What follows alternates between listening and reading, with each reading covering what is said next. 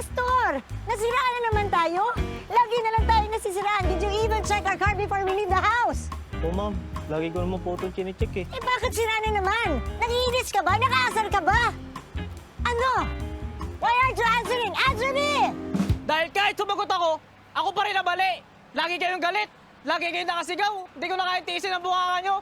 Ayoko na. Umanap na kayo ng ibang driver nyo. How dare you? Nga kung kailan naman nangangailangan ng driver, saka nag-attitude itong driver ko. Ah! Ma'am, okay lang po kayo? Huwag po kayong lalapit. Huwag niyo po ako sasaktan. You know, I have money. I can pay you, but please, please don't hurt me, please. Ano po? Hindi ako... Hold upper? Are you a hold upper? Please, sisigaw po ako. Hold upper po kayo? Grabe, judgmental. Hindi po ako hold-upper. But what's that you're holding? I think you're gonna hurt me. Hala, praning naman. Open wrench po ang tawag dito. Ginagamit po ito sa pagmimikaniko. Mekaniko ka? Are you a mechanic? Oh, yan lang yung talyer ko. Nandun lang. Narinig lang kita sumisigaw, kaya tumakbo ako papunta rito. Akala ko kung ano na nangyayari. Sigurado ka? Hindi ka hold upper? Ay, nako. Di nga. Di ba sinabi ko nga, mekaniko? Makaalis na nga. Ako na nga lang ang nagmamagandang loob na tumulong. Maaakusahan pa akong hold-upper. Wait. If you're really a mechanic, can you help me fix my car? I need help. Please, I need help. Please.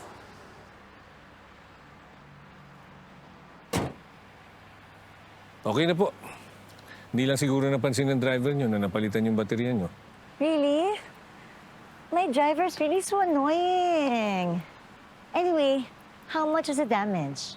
Damage? Wala nang damage to. Ayos na nga eh. I mean, how much do I owe you? Magkano ang kailangan kong ibayad sa'yo? Oh, hold on. I just need to take this call. Hello? Why? What happened to Lola Coring? Okay, I'll go there now. Sorry. There's an emergency. Here. Take this. Thank you so much. Maraming salamat. Aalis na po ako. Ay. Teka. Paano nga pala ako aalis? Pwede nyo na i-drive to.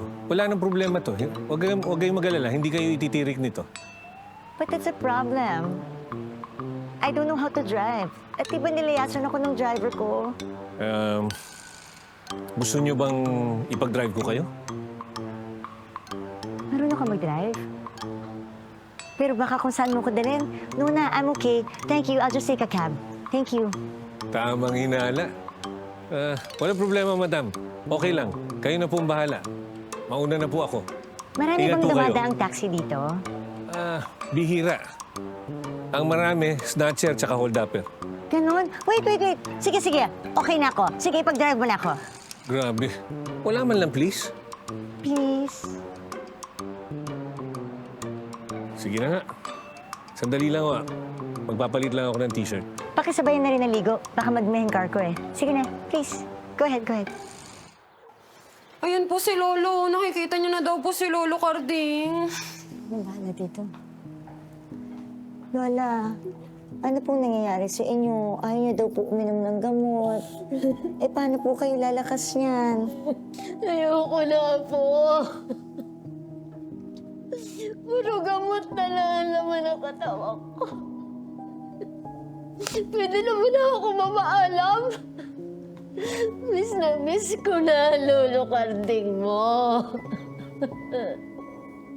Gusto ko na siya makakasama. Lola, please don't say that. Alam mo namang nag-iisa lang ako. Paano naman ako? Wala na akong kasama. Kung sasabihin niyo, Lola, please. Tama na po.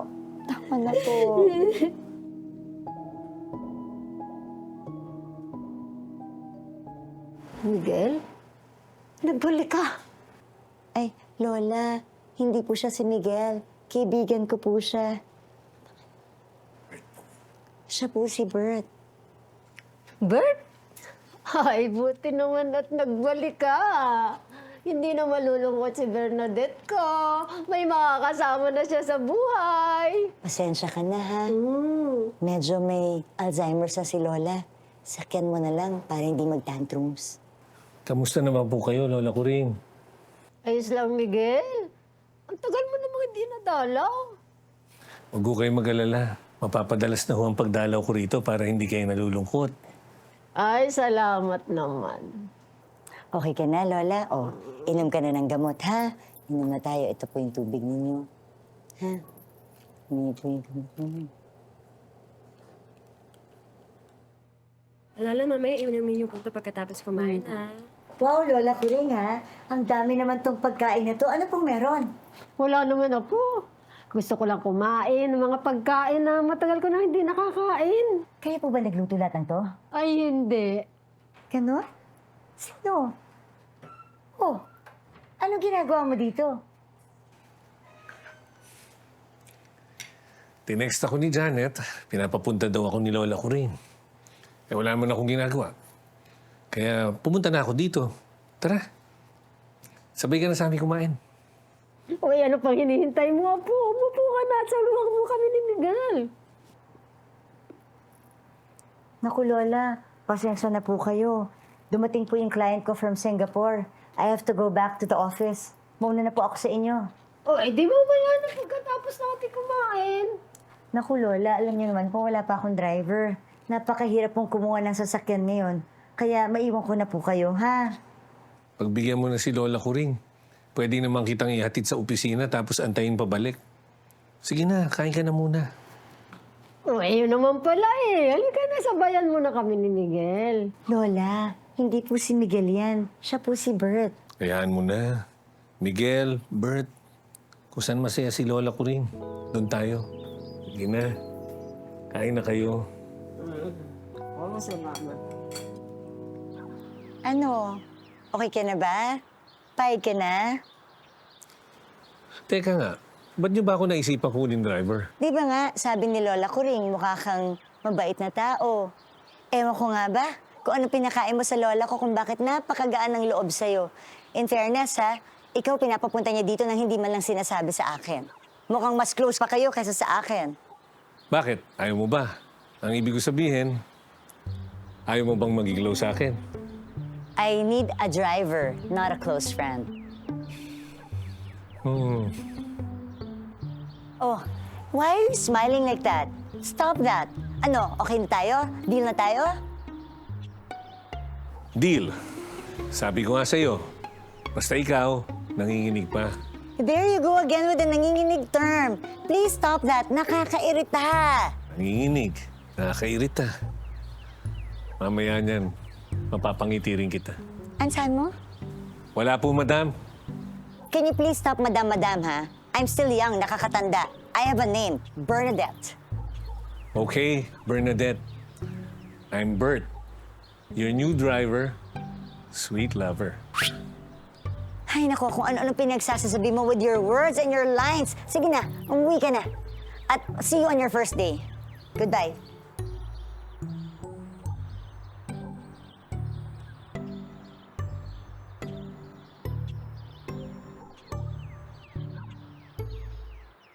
Yan.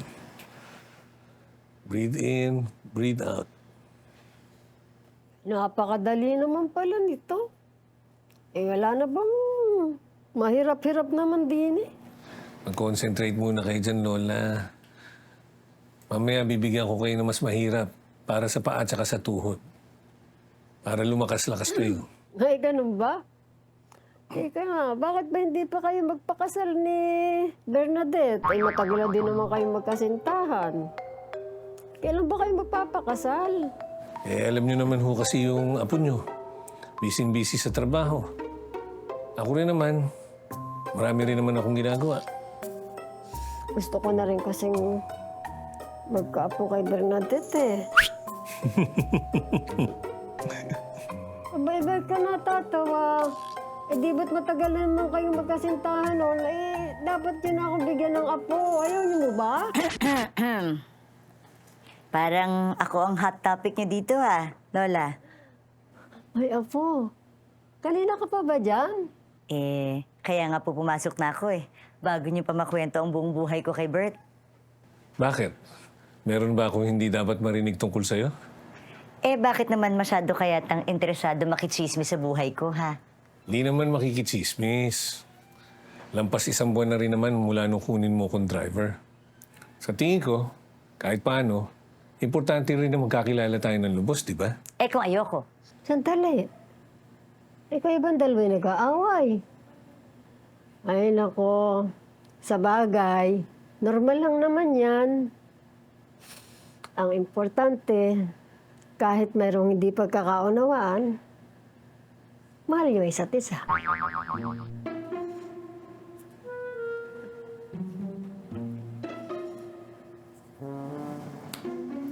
Mangako kayo sa akin na hindi niyo iiwanan yung isa't isa.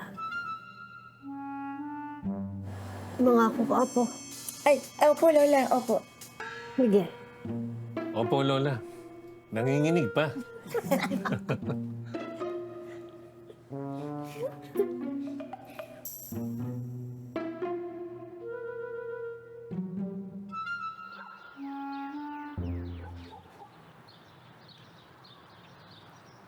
Di ba 1.5 months ka na sa akin? Yan, pang 2 months yan, ha? Salamat. Sinisisante mo na ba ako? Kailangan mo pa bang tanungin yun? Anong ibig sabihin? Kasi may nakuha na akong bagong driver. Ha? Okay, bye. Sadali. Yes? May nagawa ba ako mali?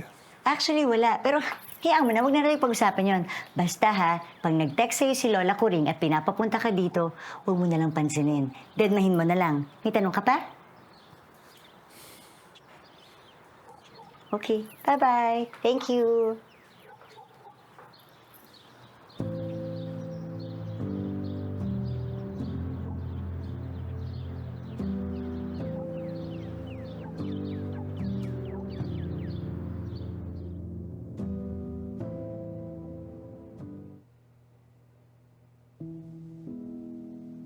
Gahapon na naman po siya hindi kumain, Ate Bernadette. Ayaw din po uminom ng gamot. Ilang araw na po siyang ganyan. Sabi niya po, hindi daw po siya kakain o inom man lang ng gamot hanggat dito bumabalik si Miguel. Hayaan mo na ako, Apo. Hayaan mo na ako sunduin ng lolo karting ko. Lola, huwag niyo naman po akong papayakin. Alam niyo po, hindi ko po mapapatawad ang sarili ko kung may mangyaring masama sa inyo. Huwag niyo pong sasabihin, Lola. Kung narito lang sana si Miguel, walang masama mangyayari sa akin eh.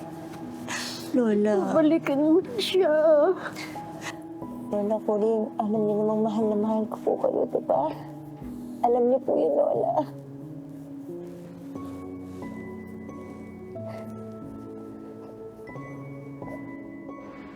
Hi, ma'am. Welcome to Roadstar. Andiyan po ba si Bert? Andan po, ma'am, sa service area po. Okay, thank you. Welcome po, ma'am.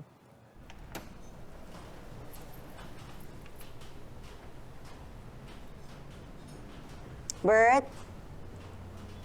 Bert?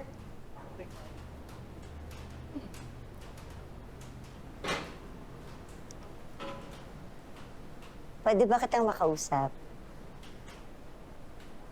Si Lola ko rin kasi sobrang nagtatampo at saka sobrang siyang nalulungkot mula nung hindi ka na dumadalaw sa bahay. Bakit? May nangyari ba kay Lola Kuring? Wala naman, pero ayoko na sanang umabot pa sa ganon. I have a proposal for you. Can I hire you as my... Driver? Oo naman. Nanginginig pa.